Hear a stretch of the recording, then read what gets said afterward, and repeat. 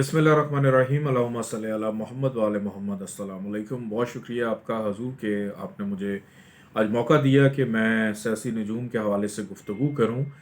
2024 का मुफरद अदद 8 बनता है जिसका ताल्लुक़ है ज़ुहल के साथ। और ज़ुहल हमारी एस्ट्रोलॉजी के अंदर एक मौल्लम सियारा है, यानी एक ऐसा सियारा जो इंसाफ करता है। इंसाफ के बाद उसके नताइज कुछ लोगों के लिए तो बड़े अच्छे होते हैं, लेकिन कुछ लोगों के लिए वो नताइज ठीक भी नहीं होते। तो हम इसीलिए इसको मौल्लम सियारा भी कहते हैं। 2024 का साल पूरी दुनिया के लिए एक सरप्राइज़ का साल होगा, जिसके अंदर जो इंतशार चला 2023 में कि यूक्रेन रशिया की जंग हुई, इसराइल फ़लस्तीन की जंग हुई। सबसे पहली बात तो ये कि ये जंगें किसी भी सूरत ख़त्म होती हुई दिखाई नहीं देते। उसकी वजह यह है कि 2024 का साल सुपर पावर्स को शिफ्ट करने की इब्तदा का साल भी है, जो कि प्रोसेस मुकम्मल होगा 2032 में जाके, लेकिन उसकी इब्तदा हो चुकी है। और 2024 बड़ा अहम रोल अदा करेगा और ये 2032 तक ये प्रोसेस मुकम्मल होगा कि अमेरिका बहादुर से सुपर पावर शिफ्ट होके चाइना की तरफ जा रही है। और इवन पाकिस्तान को भी अगर देखा जाए तो पाकिस्तान भी अपने दोस्तों में, इत्तहादियों में तब्दीली लाता हुआ दिखाई देता है। और ज़ुहल का जो अदद है वो स्यारा जो है वो बिल्कुल भी ऐसा नहीं कि हर किसी के लिए बुरा हो, हर किसी के लिए ख़राब हो। ये बहुत सारे लोगों के लिए अच्छा भी होता है। एक्वेरियस वालों के लिए साल बड़ा अच्छा साबित होगा, कैप्रिकॉर्न्स वालों के लिए बहुत अच्छा साबित होगा। और इसके साथ साथ ताइवान से शुरू होने जा रहे हैं इलेक्शन और ये अमेरिका तक जाएंगे 2024 में। तो जिन ममालिक के इलेक्शन मार्च अप्रैल से पहले पहले हो रहे हैं, जिसमें पाकिस्तान भी शामिल हैं, उनके लिए तो बहुत अच्छा है।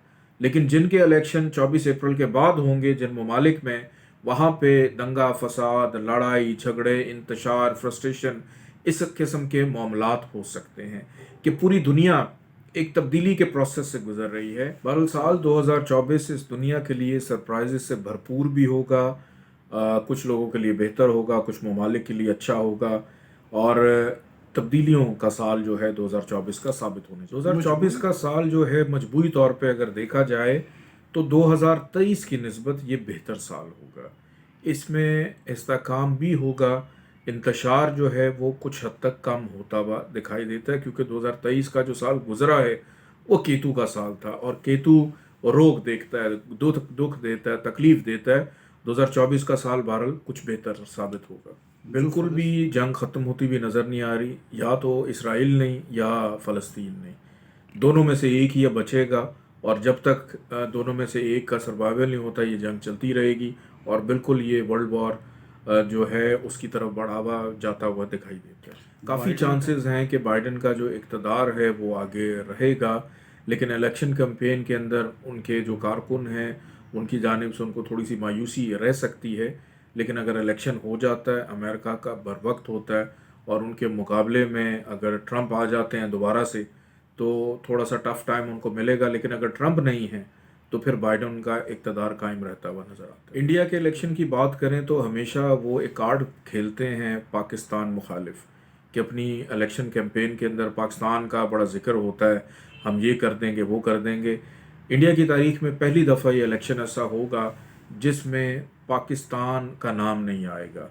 और ख़ुद क्योंकि वो इतने ज़्यादा इंतशार का शिकार हो जाएंगे, खूनी इलेक्शन, लड़ाई झगड़ा, दंगे फसाद, मार कुटाई रहेगी, और बड़े चांसेस हैं कि मोदी जो है दोबारा से इक़्तिदार में आ सकता है। 8 फरवरी के इलेक्शन बिल्कुल हो जाएंगे, बड़ी अच्छी डेट है। मार्स इसमें स्ट्रॉन्ग है, जुपिटर अच्छा है, सैटर्न अच्छी पोजीशन पे मौजूद है, इंतज़ामिया बड़ी स्ट्रॉन्ग नज़र आ रही है, इदारे बड़े स्ट्रॉन्ग नज़र आ रहे हैं। इलेक्शन करवाने वाले जो इदारे हैं इस इलेक्शन में बहुत ज़्यादा स्ट्रॉन्ग नज़र आ रहे हैं।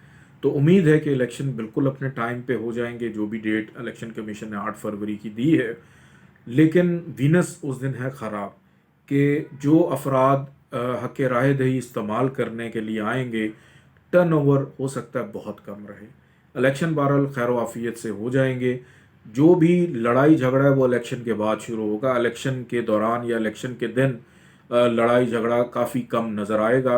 लेकिन इलेक्शन के बाद चूँकि कोई मिक्स किस्म की गवर्नमेंट बनती हुई दिखाई दे रही है, जो जीतने वाले हैं वो भी खुश नहीं होंगे, जो हारने वाले हैं वो तो पहले ही शोर मचा रहे होंगे। तो एक मिक्स किस्म की गवर्नमेंट बनती हुई दिखाई देती है मखलूत किस्म की। नजर आती है। पीटीआई समेत नज़र आ रही है, क्योंकि पीटीआई बिल्कुल भी आसान हरीफ नहीं है इस इलेक्शन के अंदर। अगर उनको मुकम्मल तौर पे इजाज़त मिलती है इलेक्शन लड़ने के लिए, जो कि अभी बड़ा मुश्किल नज़र आ रहा है, लेकिन वैसे अगर देखा जाए तो पीटीएम जो पीडीएम सॉरी पीडीएम के तर्ज की तरह की एक हुकूमत बनती हुई दिखाई दे रही होगी। पीटीआई शामिल हो जाएगी, उसमें कुछ हद तक अपोजिशन में आ जाएगी, लेकिन साथ रहेगा उनका गवर्नमेंट के साथ, लेकिन अपोजिशन में रहेगा।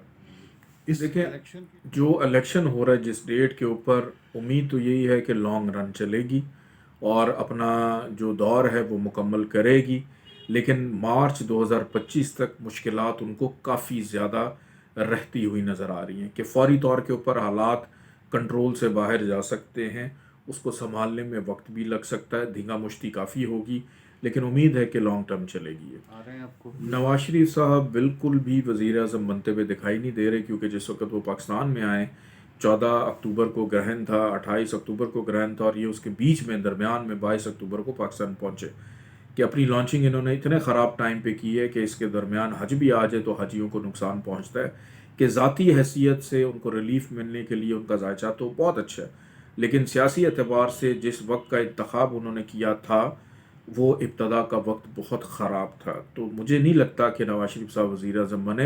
हाँ, अगर नून लीग को कोई मेजॉरिटी मिल जाती है, वो आगे आ जाते हैं, तो शहबाज शरीफ साहब के चांसेस हैं कि वो वज़ीर आज़म बन जाए। इमरान खान साहब का रिलीफ का दौर 15 दिसंबर 2023 से शुरू हो चुका है, हाँ। लेकिन डेट्स जो हैं वो मार्च 21 मार्च से लेके 28 मार्च और 14 मई से लेके 28 मई, इन 2 मंथ्स के अंदर उम्मीद है कि ये रिलीफ भी इनको मिल जाएगा, आवाम में भी आ जाएंगे, और तवक्को है, वो ख़ुद भी ये चाहते हैं, जो उनका जायचा बताता है कि मैं इलेक्शन के बाद ही बाहर आऊँ, इलेक्शन से पहले बाहर ना आऊँ। देखिए, ज़ोहल जो है इसका ताल्लुक अदलिया से भी है, अदलिया के फ़ैसले साल में बड़े अहम और बड़े इम्पोर्टेंट रहेंगे, और अदलिया बिल्कुल बीच में जंप इन करेगी। जिन लोगों के कागजात नामजदगी मुस्तरद हुए हैं, मेजॉरिटी जो है उसमें अदलिया के हुक्म के बाद दोबारा से उनके कागजात एक्सेप्ट होते हुए बहरहाल दिखाई देते हैं।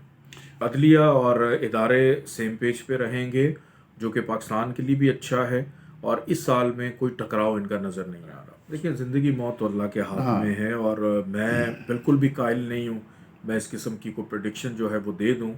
नवाज शरीफ साहब हमारे लिए काबिल एहतराम भी हैं, कोई भी लीडर हो, चाहे इमरान खान है या कोई भी है, हमारे मुल्क के बड़े हैं, फ़ैसला करने वाले हैं। बस दुआ ये है कि अल्लाह पाक ऐसे हुक्मरान दे जो हमारी दुनिया और आखिरत के लिए बेहतर फ़ैसले कर सके।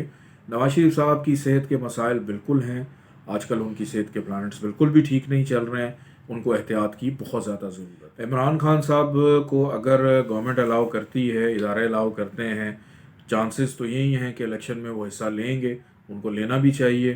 किसी भी हवाले से जो उन पर तलवार लटक रही है नाअहली की, अदालत की तरफ रजू करें तो उनको मौका मिलेगा इलेक्शन लड़ने के लिए। ठीक अगर है। वो जाना चाह रहे हैं तो बिल्कुल अदालत जा सकते हैं, लेकिन हो सकता है कि शायद इसमें कोई कामयाबी ना मिले। देखें, पाकिस्तान का जायचा अगर मैं देखूं तो नवंबर 2024 से 19 साल ज़ोहल की महादशा भी शुरू होने जा रही। ज़ोहल बेसिकली पाकिस्तान के नसीब का स्यारा है, पाकिस्तान के इदारों का स्यारा है, पाकिस्तान की तरक्की का स्यारा है, पाकिस्तान की ग्रोथ का स्यारा है। ज़रूरी नहीं कि अदद 8 सबके लिए जो है वो मनहूस हो, नहस हो। पाकिस्तान के लिए अच्छा है। पाकिस्तान की तारीख में जब जब 8 का अदद आया है, 8 की फिगर आई है, उसमें पाकिस्तान ने ग्रो की है। तो पाकिस्तान की बुनियाद पड़ने जा रही 19 साल अच्छी, जो कि नवंबर से शुरू हो जाएगी, और मैं इस साल की प्रेडिक्शन करते हुए बड़ा पुरुमीद हूँ कि अल्लाह पाक करेगा कि ये साल जाते जाते अच्छी बुनियाद रख के जाएगा इंशाल्लाह।